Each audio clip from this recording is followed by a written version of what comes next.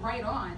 How are we doing for affordable housing in that same focus? If you can kind of give us a mishmash there in 2 minutes.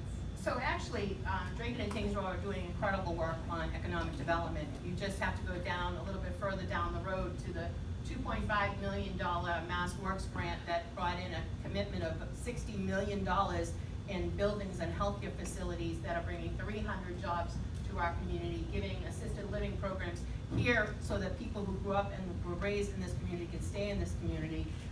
We're having healthcare here in the community.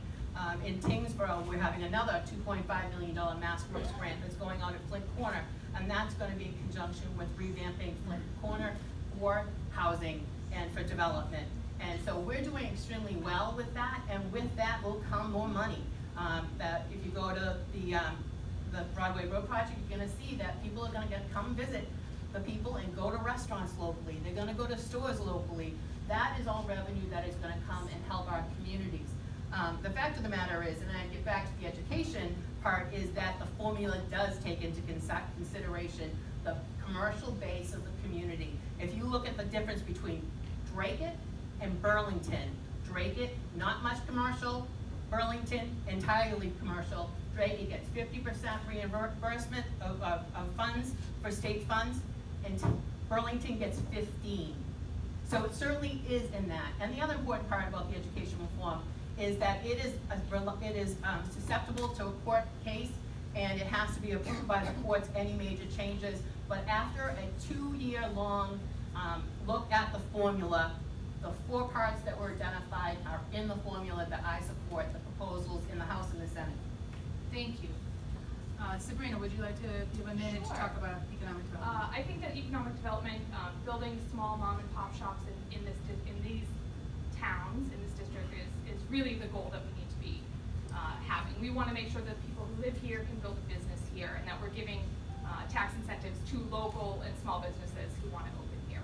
I want to say that it is incredibly difficult to balance the needs of, we need to protect our open space as well, but we also need to develop in order to have tax revenue. So I don't want those 2 items to conflict, because we really do need to protect the natural resources that are in this district. So we don't actually want to overdevelop, because we need to save those for the next generation. So I want to make sure that our economic development is local, is for local families. And in terms of housing, I actually don't think we do a very good job.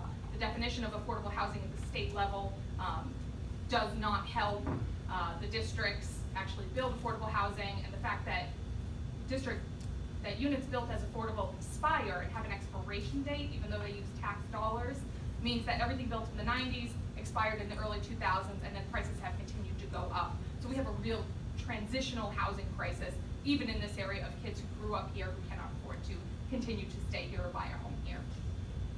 Okay, thank you. Do you have a rebuttal or anything? I do believe that there are a lot of affordable homes, and Primrose Village was one that was a special project. Some did not get picked up and ended up being sold at market rate, and that's a shame.